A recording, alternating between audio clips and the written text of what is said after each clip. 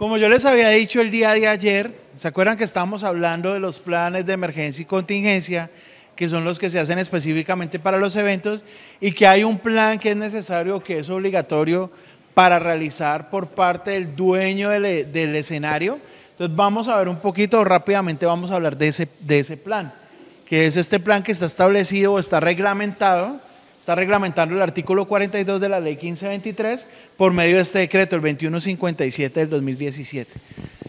Una vez hagamos eso, vamos a tener, como ya lo dijo nuestra presentadora, vamos a hablar del tema de seguridad humana, que van a venir bomberos a conversar sobre el tema. Y por último, ya haremos un ejercicio práctico, donde yo les voy a poner una situación y la idea es que hagamos un plan básico, muy básico, de emergencias y contingencias frente a ese evento específico. Es eso. Les voy a dar un modelo ahí para que, o sea, solamente para que tengan que llenar la información, ¿cierto? Y les voy a dar una matriz básica con la que vamos a poder hacer un análisis de riesgos, para que ustedes entiendan más o menos cuál es el análisis que nosotros hacemos de riesgo en la oficina para determinar el nivel de complejidad del evento. Porque es que yo creo que algunos creen que uno coge y bueno, vamos a tirar todos los eventos, los que caigan en la mesa son de complejidad alta, los que caigan en la silla media y los que caigan en el piso son de complejidad baja. No, nosotros hacemos una evaluación y les voy a presentar una de las tantas metodologías, porque hay muchas metodologías para hacer la medición de riesgo, pero traje una muy simple, una muy sencilla, que ustedes solo tienen que poner unas X y él les va dando directamente el resultado. Bueno, vamos a arrancar. Entonces, como les digo, el decreto 2157, siguiente por favor, es el que reglamenta el artículo 42 de la ley 1523. Yo este artículo se los mostré ayer, ¿se acuerdan? Que decía que en algunos casos específicos o en algunas actividades que prestan un servicio público y que al de pronto no prestarse de la manera más eficaz podrían generar riesgo de desastre, es necesario hacer unos planes específicos y que además aquí quedaba incluido los que determinara también la Unidad Nacional de Gestión de Riesgo. Entonces vamos a, no me voy a ahondar en esto para que, ay, ¿verdad que? Siguiente, sí, listo. ¿Qué es este plan de gestión de riesgo de desastres de entidades públicas y privadas? Así se denomina dentro del decreto. Es un instrumento de planeación con el cual voy a identificar los riesgos, voy a priorizar esos riesgos, voy a formular acciones para reducir esos riesgos y por último voy a hacer seguimiento a esas acciones a ver si se están cumpliendo o no. Por eso yo decía que esto es mucho más integral, ahora lo van a ver. También vamos a conocer y reducir condiciones de riesgo actual y futuro y dar respuesta a los desastres. Vamos también a establecer condiciones de riesgo de desastres en las instalaciones y condiciones de riesgo de desastres derivadas de la actividad y operación en su entorno. Entonces, yo por acá escuché algo que estaban hablando ustedes sobre un tema de un lugar que está ubicado, que tiene un tema ahí pues como de una demanda porque está ubicado en un lugar, tiene que ver con esto. O sea, ese lugar donde funciona genera unas condiciones de riesgo al entorno, ¿cierto? Y entonces es lo que la gente está digamos, alegando. No sé quién tenga la razón, pero tiene que ver con eso específicamente. Articulación con, esto debería estar articulado con sistemas de gestión de calidad de la entidad, los ámbitos territoriales y sectoriales y los instrumentos de planificación para la gestión de riesgo. Siguiente, por favor.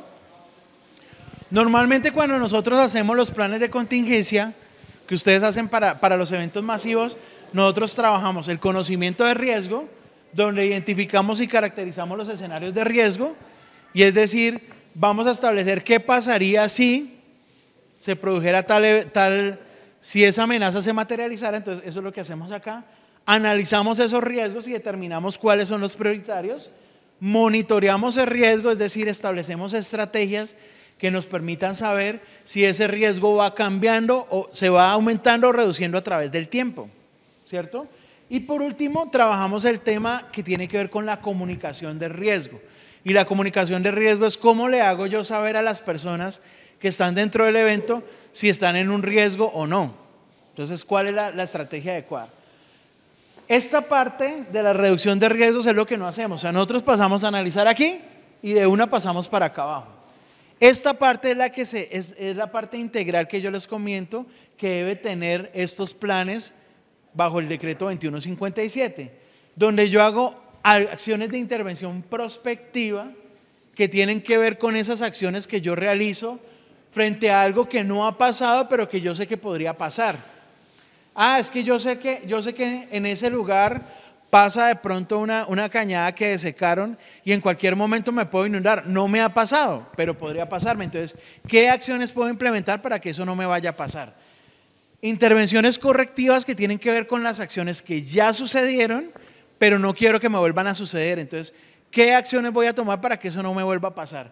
Y por último, todo lo que tiene que ver con las estrategias de protección financiera. ¿De qué manera voy a hacer yo transferencia de ese riesgo a un tercero para que no sea yo el único que voy a asumir toda la responsabilidad? Entonces aquí entra todo el esquema de seguros, de reaseguramientos y todo eso. Listo. Y por último, esta es la parte que ustedes mejor saben hacer, todo lo que tiene que ver con el manejo de desastres, que es preparación para la respuesta, es decir, tener las personas, tener los equipos, tener los protocolos establecidos y ejecutar esa respuesta en caso de que sea necesario. Entonces, por eso les digo, cuando nosotros hacemos los planes de contingencia, pasamos de aquí a acá. Esta parte no la tocamos. Entonces, por eso es que hablamos de que estos planes son integrales. ¿Listo? Siguiente, por favor. ¿Quiénes son, de acuerdo al decreto, los que deberían hacer este plan, el plan bajo estas actividades? Todas las entidades que hacen prestación de servicios públicos, ya que el que no lo puedan prestar de manera adecuada pueden generar un riesgo de desastre. Hablamos, por ejemplo, de una empresa que presta el servicio de energía, el servicio de acueducto y alcantarillado, la recolección de basuras. Esos servicios, en caso de que fallen, pueden generar unas condiciones que podrían derivar en un desastre. Obras civiles, todo lo que tiene que ver con obras civiles mayores, todo lo que tiene que ver con actividades industriales de transformación mecánica o química de sustancias, y las que determina la unidad nacional, y dentro de las que determinó la unidad nacional está esta aquí abajo, que es aglomeración de personas en espacios físicos. Nosotros sabemos y tenemos claro que aunque los escenarios sean de gran magnitud, yo estoy metiendo una gran cantidad de personas en un espacio muy pequeño, reducido, y eso puede generar unas condiciones de riesgo. Entonces, por eso, dentro de todas las actividades que generan riesgo, tenemos las aglomeraciones de personas. Sigue, por favor. ¿Cuál es el ciclo de estos planes? Lo primero que yo tengo que hacer, digamos, cuando soy el dueño del escenario, es formular este plan. Una vez lo formule, yo lo debo adoptar. ¿De qué manera lo debo adoptar? Primero, haciendo la socialización y la comunicación con todas las personas y dándolo a conocer, ¿cierto? Para ver qué acciones hay que hacer. Luego tengo que implementar y armonizar territorialmente, ya les voy a hablar ahora más adelante de eso. Hacer un seguimiento y verificación, porque si yo establecí unas acciones, tengo que ver que se vayan cumpliendo. Ahora vamos a ver que dentro de lo que yo establezco en este plan, yo voy a decir, mire, yo voy a hacer X, Y, Z, lo voy a hacer en un periodo de tiempo de tantos años, tengo un presupuesto con un responsable. Entonces yo tengo que hacer verificación y seguimiento de que eso se vaya cumpliendo o tengo que hacer los ajustes en caso de que sea necesario.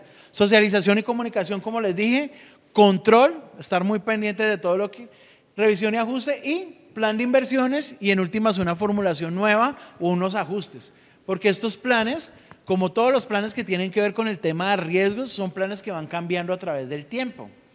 ¿Por qué van cambiando? Porque muchas veces las condiciones de riesgo van cambiando. Si ustedes hubieran hecho este plan en el 2020, ¿cuál sería el escenario principal que debieron haber tenido en cuenta? En el 2020, la pandemia. Entonces todo giraba en torno a la pandemia, protocolos de bioseguridad, Eso ahorita en el año 2024 ya no estamos hablando de pandemia. Entonces esos protocolos de bioseguridad han bajado un poquito, ¿cierto? De importancia, de priorización. Ahora tenemos otras cosas que son más prioritarias. No quiere decir que desaparezcan, pero entonces yo tengo que establecer cuáles son las amenazas o los riesgos principales. ¿Por qué? Si yo me pongo a hacer un inventario de riesgos, háganlo incluso en su casa. Yo me siento en mi casa o me siento en algún lugar y digo, bueno, voy a hacer un inventario de todos los riesgos que tiene mi casa. Seguramente pueden sacar 50, 60, 80, 100 riesgos, pero yo no puedo analizarlos todos. Yo tengo que decir cuáles son los que más se podrían dar, cuáles son los que más me podrían afectar en caso de que se den y cuáles son los que normalmente pueden suceder más fácilmente. Entonces, haciendo eso yo priorizo y a partir de esa priorización es que yo establezco esto en el plan. Bueno, como les dije, estos planes de gestión de riesgo de empresas públicas y privadas tienen los tres componentes de la gestión de riesgo. Los componentes de la gestión de riesgo son el conocimiento de riesgo, la reducción de riesgo y el manejo de desastres. Cada uno de ellos se trata de manera separada y requiere que nosotros tengamos una información. Dentro del conocimiento de riesgo vamos a hacer tres cosas. Vamos a establecer el contexto de la actividad y todo lo que realizamos, vamos a hacer una valoración de riesgo y vamos a hacer el monitoreo de riesgo. Entonces, sigue por favor. Dentro del tema del establecimiento del contexto, vamos a hacer una cosa. Primero, vamos a describir cuál es la actividad que realizamos, cómo es el nombre del establecimiento, todo el tema pues que tiene que ver con la formalidad, la razón social, la ubicación, eso es muy importante. Segundo, voy a establecer un contexto externo, o sea, es decir, ¿qué tengo alrededor del lugar donde yo me encuentro? ¿Por qué? Porque muchas veces nosotros no tenemos en cuenta que alrededor de donde nosotros estamos pueden haber unas actividades que en caso de que se materialicen o unos riesgos que en caso de materializarse nos pueden afectar de manera directa en lo que estamos haciendo. Imagínense que nosotros estamos en un escenario que a menos de media cuadra hay una fábrica de químicos. Y entonces estamos en un evento y en la mitad del evento hay una fuga de materiales peligrosos. ¿Eso nos podría afectar de alguna forma? Entonces es muy importante que esos planes cuando se hagan no solamente tengan en cuenta desde la puerta hacia adentro, sino también de la puerta hacia afuera para conocer nuestro entorno. Que eso es un error que nosotros todos cometemos. Los seres humanos somos personas de costumbre, somos animales de costumbre. Y si ustedes se dan cuenta y pónganse a pensar, ustedes todos los días entran a su casa, hay 4 entradas a su casa, ustedes todos los días entran por la misma entrada. ¿Me equivoco? Y el día que, uy, esa entrada está cerrada y se meten por el otro lado, ay, yo no había visto esta tienda, tan chévere, vea, un supermercado, un restaurante, vea, y a media cuadra de mi casa yo no me había dado cuenta. Entonces, es muy importante eso, reconocer ese contexto externo para poder determinar qué nos puede afectar. Obviamente, a partir del contexto externo también debo hacerlo internamente. Y en el contexto interno pues tengo que hablar también de cuáles son esos procesos que yo tengo en el tema de gestión de riesgos, cuál es la estrategia, cuáles son esas acciones que yo voy a tener en cuenta. Luego hablamos del contexto del proceso de la gestión de riesgos, o sea, de qué manera yo asumo la gestión de riesgo. Es que el 4 se me borró de acá, se me perdió. Es este. Se orienta en definir los procesos de actuación, de toma de decisiones frente a la intervención en la gestión de riesgos. Entonces, ¿de qué manera estoy yo asumiendo la gestión de riesgos? ¿Cómo la estoy organizando en mi comunidad? Y por último, vamos a hablar de los criterios de riesgo, que es decir, ¿cuál es la metodología que voy a usar yo para valorar el riesgo? Como les dije, por ejemplo, ahorita en el ejercicio vamos a hacer una, pero hay muchas metodologías que me permiten valorar el riesgo. Entonces, ¿cuál de ellas es la que yo voy a utilizar? Entonces, es muy importante tener ese contexto para poder realizarlo. Sigue, por favor. En el segundo punto, que les decía, era la valoración de riesgo. ¿Qué vamos a hacer? Vamos a identificar el riesgo, tanto de manera interna como externa. Y ojo, miren, nosotros como Secretaría de Gestión de Riesgo tenemos unas herramientas que les pueden ser útiles a ustedes. Dentro de la página de internet de nosotros, si ustedes entran al portal de riesgos, van a encontrar documentos como el Plan Municipal de Gestión, el Plan Distrital de Gestión de Riesgo, la Estrategia de Respuesta, y en esos documentos ustedes van a encontrar mapas. Mapas digamos cartografía, donde les va a decir, mire, Cali es una ciudad normalmente que tiene una sismicidad alta, pero de acuerdo al tipo de suelos hay unas divisiones específicas de la ciudad donde hay unas partes donde los eventos se pueden sentir más o menos, y eso está allí. Entonces usted puede decir, ay, venga, de acuerdo a esto yo estoy en la calle no sé qué, yo estoy en sismicidad alta, o yo estoy en la zona 4C, o estoy en la zona 3 o en la zona 2. Ahí les explica qué significa cada una de las zonas. Con ese proceso de microzonificación sísmica que ha tenido la ciudad, hemos podido establecer que la zona donde hay mayor incidencia de los sismos es la zona 4C, que es la que se denomina el abanico aluvial del río Cañaveralejo, que es más o menos, póngale ustedes, de la primera hasta la autopista entre 39 y 66, esa zona donde están todas las clínicas de Cali, donde están los mayores escenarios deportivos de Cali, donde hay una concentración de gran infraestructura. Esa es la zona donde más tiembla y donde más problemas podemos tener. Entonces, como les estaba diciendo, ya existen unos estudios que si usted dice, uy, voy a hacer la microzonificación sísmica digamos, del escenario donde yo estoy, pues eso cuesta cualquier cantidad de dinero que no tenemos nosotros. Entonces, esos estudios ya existen. Estudios, por ejemplo, de en caso de que haya una inundación de cualquiera de los ríos de Cali, ¿cuáles son las zonas que podrían afectar mayormente? Entonces, la idea es que ustedes tomen toda esa información y puedan hacer la verificación de dónde se encuentran ustedes y ver cuáles son esos riesgos que los pueden afectar.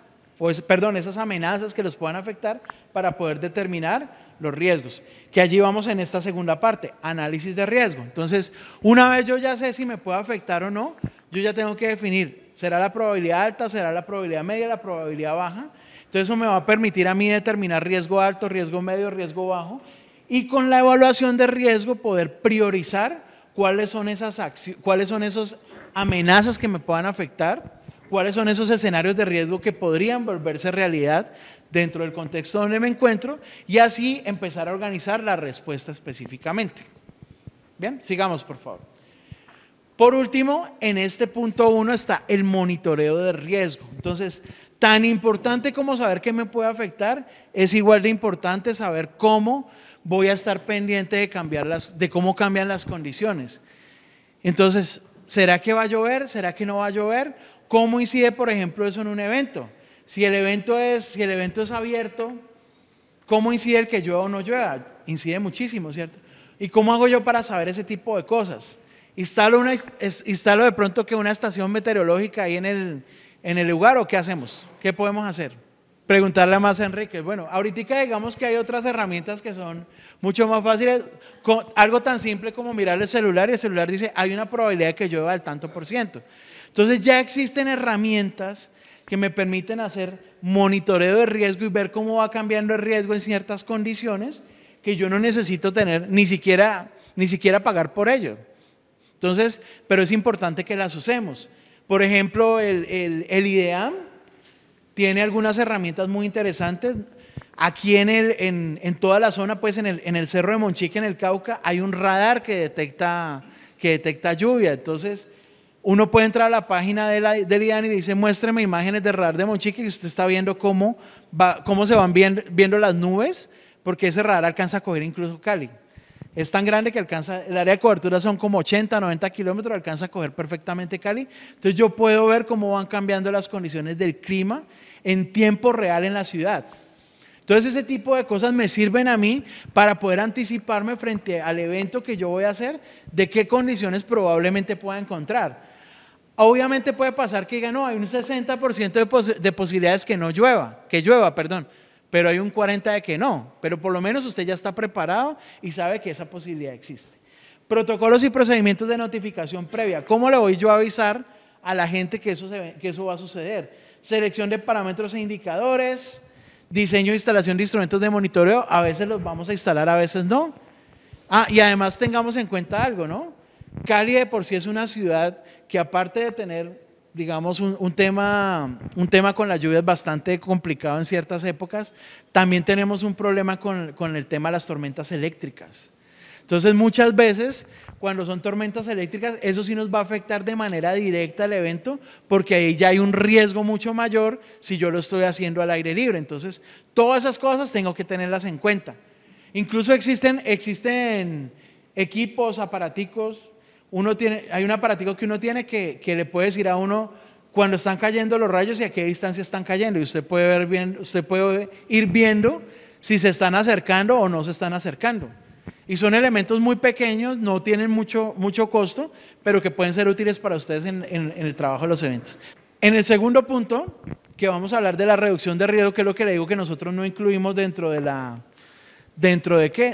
los planes que hacemos normalmente para los eventos, están las tres acciones: la intervención correctiva, la prospectiva y la financiera. Yo ya se las expliqué, entonces vamos a seguir. ¿Sigue? Yo te digo hasta dónde. Entonces, la protección financiera. Entonces, cuando nosotros hablamos de un seguro, ¿a qué nos referimos con un seguro? Yo les había dado como una abrebocas con respecto a los seguros. Los seguros es la forma en que yo transfiero un riesgo a un tercero, para no ser el único, o sea, ese tercero se convierte en un corresponsable para responder frente a riesgos y se materializa como tal. Eso es lo que yo hago cuando yo tengo un aseguramiento. Entonces, es comprometer es comprometer a un tercero a ayudarme a cubrir unas pérdidas, ya sean económicas, ya sean de bienes, ya sean de personas, frente a un evento que pueda suceder. Entonces, por eso es muy importante, y ustedes lo vieron que ya está establecido, pues que es necesario que los eventos cuenten con esas pólizas de responsabilidad civil extracontractual contra terceros, es contra terceros, cuando suceden los eventos. ¿Para qué? Para que casos como los que sucedieron el fin de semana se puedan, esas pólizas se van a hacer efectivas, se van a cobrar para poder resarcir todos los efectos, en este caso de estéticos y de daños que sucedieron dentro del evento del fin de semana pasado. Sigue, por favor. Por último, tenemos el manejo de los desastres, que tiene que ver con dos cosas: la preparación para la respuesta y la ejecución para la respuesta. Entonces, sigue, por favor. Vamos a hablar de la preparación. Entonces, en la preparación, ¿qué vamos a hablar? Vamos a hablar de las capacitaciones. Entonces, es indudable que yo debería dentro de los escenarios tener unos grupos básicos capacitados o unas brigadas de emergencia para apoyar en eventos cuando yo soy el dueño. El tema de los simulacros, ¿se realizan, no se realizan? ¿Cómo se realizan? ¿Cuáles fueron los resultados? Todo el inventario de recursos, ¿cierto?, que tenemos dentro del lugar. La planeación y la organización, es decir, cómo vamos a planear y cómo vamos a organizar esa respuesta en caso de, cuál es el equipo de respuesta frente a ese plan, cuáles son los roles y las responsabilidades de cada una de las personas integrantes de ese equipo de respuesta, y por último, el inventario de recursos y acciones de apoyo a terceros. ¿Qué quiere decir apoyo a terceros? Cuando yo estoy en una zona, si yo tengo de pronto, al conocer yo el contexto externo, no solamente voy a reconocer posibles riesgos o amenazas, sino que también voy a conocer también qué tengo alrededor, que en caso de que yo tenga un evento me puedan colaborar o me puedan apoyar. Ese es el apoyo a terceros. ¿Cómo se juntan varias organizaciones para responder frente a un evento? No, es que si a usted le pasa esto, nosotros lo podemos apoyar con tal cosa, o con tal otra, o con tal otra. Entonces, esos apoyos son importantes cuando hay una emergencia. Sigue, por favor. Y por último está la ejecución de esa respuesta, que ya tiene que ver específicamente con ese plan de emergencia y contingencia, donde ustedes ya dicen cuál es el objetivo del plan, cuáles son los niveles de emergencia, verde, naranja, rojo, verde, amarillo, rojo, alertas, alarma y niveles de activación, qué tengo que hacer en caso, cómo establezco la alerta, cómo establezco la alarma, o sea, lo que suena, o cómo voy a avisarle a la gente, y cuáles son esos niveles de activación, cuál es la estructura de intervención y la articulación de esa respuesta, quién va a hacer qué, cómo lo va a hacer, al igual que los procedimientos de respuesta específicamente en cada tipo. En caso de incendio A, en caso de sismo hay que hacer A, B, C, D, ¿sí? Establecer como esos pasitos. Los procedimientos para el manejo de la respuesta ante emergencia, cuáles son las prioridades para la respuesta. Las actividades críticas es cuando yo hago los cuadros, que yo hago los protocolos, entonces comienza la emergencia, no sé qué, hay que apagar el incendio, sí, eso es una actividad crítica, entonces ahí yo las establezco. Y por último, ¿cómo voy a hacer esa actualización de los planes? Porque se supone que en la medida en que yo vaya haciendo este tipo de documentos, yo voy a encontrar que tengo ciertas debilidades, que tengo que ir corrigiendo a través del tiempo. Entonces, esos mecanismos de actualización son los que me van a permitir revisar qué se ha cumplido, qué no se ha cumplido, establecer nuevos plazos o ir diciendo, bueno, esto ya se hizo, esto ya se hizo, esto ya se hizo, y entonces así voy a poder establecer nuevas prioridades. Hay algo muy importante, y es que muchas veces, y nos pasa a todos, cuando nosotros decimos, bueno, tenemos un presupuesto adicional, ¿qué hacemos con ese presupuesto? Entonces se tienen que sentar a pensar y al final terminan diciendo, no, yo creo que lo mejor es que compremos un jacuzzi. O sea, lo último que uno necesitaba es lo que termina haciendo.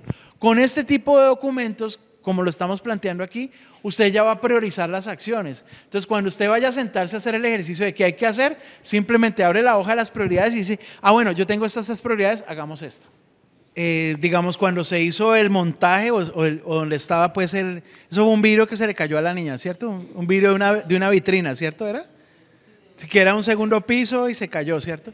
Bueno, ahí entra, por ejemplo, a funcionar unos estándares que se denominan lo de seguridad y salud en el trabajo, ¿cierto?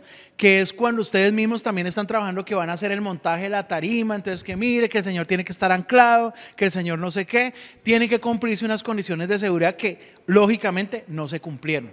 Entonces ahí entra el centro comercial con un tema porque así él no sea directamente responsable, él es corresponsable de esa acción porque él no hizo la vigilancia y el control necesario para que ese riesgo no se produjera. Entonces, digamos, en ese caso específico, nosotros como riesgos entramos a analizar la situación, decimos pasó esto, pero eso pasa a una demanda civil, donde van a tener que responder tanto el centro comercial como el dueño del local, de no haber cumplido con las condiciones específicas de seguridad y salud en el trabajo que requieren ese tipo de cosas. Porque miren, yo termino ahí. Mientras nosotros, digamos, los que trabajamos en este tema, aquí están los compañeros de Cruz Roja, está el capitán Hernández de Bomberos, nosotros somos fatalistas por naturaleza. Es decir, nosotros siempre pensamos en lo peor, pero es que hay veces que la realidad definitivamente supera la ficción. Entonces uno se imagina los escenarios más locos del mundo y uno va a ver y ese escenario no es el más loco que existe. Pueden existir cosas peores. Entonces, definitivamente siempre la realidad supera la ficción. Miren, muchas veces, y por ejemplo, Magali ha sido testigo porque pues es de las que más le toca el tema, que es cuando hacen el montaje del Petronio, que vamos nosotros como gestión de riesgo y, ay, mire ese señor allá subido sin nada. Y entonces uno va y les dice, ay, pero cómo molestan estos de riesgo. Sí, pero es que el señor se cae, entonces aquí empezamos porque todo el mundo empieza a ser corresponsable. Entonces empieza el productor del evento, corresponsable, porque no cumplieron con el tema de seguridad y salud en el trabajo. Entonces, nosotros a veces somos muy cansones, yo sé, de verdad que sí, a veces ni nos aguantamos nosotros, pero toca hacerlo, porque es que siempre el seguro mata la confianza. Entonces, hay que estar seguros de hacer las cosas y no dejar que la gente se confíe. Y accidentes han habido miles de gente que se confía, no, es que yo ya he hecho esto 80,000 veces y ya la voy a hacer la 81,000. Y incluso hay muchos casos que mis compañeros que están acá lo pueden decir, de los mismos socorristas de nosotros que se han vuelto muy confiados, no hacen caso a los protocolos de seguridad y también terminan afectados como tal. Miren, y hay otra cosa muy importante, o sea, ya con esto yo termino, fue un brochazo muy rápido del decreto, pero sí les dejo una máxima. Y es que recuerden que, como les contaron el primer día, la gestión de riesgos es una responsabilidad ¿de quién? De todos nosotros. Entonces, en nosotros también está que dentro de los procesos que realizamos, también apliquemos ese tema de la gestión de riesgos y hagamos los procesos con la mayor seguridad posible, cumpliendo todos los protocolos necesarios para evitar problemas y que eso es lo que siempre vamos a tener. Entonces es muy importante que nos organicemos con eso. La siguiente. Los dejo, miren, con esta frase. Siguiente. Los dejo con esta frase que utilizamos nosotros mucho, que es mejor estar preparados para algo que no suceda a que suceda algo para lo cual no estamos preparados. Y créanme que para nosotros los que trabajamos en este tema, el ser fatalista no es una condición humana. Los humanos somos por naturaleza, siempre buscamos el lado bueno, vemos las cosas de la mejor manera, entonces es muy difícil tratar de ver las cosas, o sea, de ver lo peor que puede pasar en algo, es muy difícil. Y acostumbrarse a hacerlo es complicado. Mis compañeros me pueden dar la razón en ese tema. Entonces, el cambiar el chip de esa manera tan radical como lo tenemos que hacer nosotros es complicado. Y lo peor es que cuando uno lo cambia, uno ya no vuelve a la luz, ya se queda uno en la oscuridad. Bueno, muchas gracias. Entonces, la otra, les dejo, en este QR van a encontrar toda la información con respecto a este decreto 2157, para que tengan la guía, para que miren cómo se hace el plan, para que puedan trabajar en él y sobre todo para que lo empecemos a promover dentro de los lugares donde ustedes hacen espectáculos para que hagan estos planes bajo esta metodología. Para ustedes es bueno, para el dueño del escenario es bueno, para todos es bueno que empecemos a aplicar este tipo de metodologías para hacer esos planes.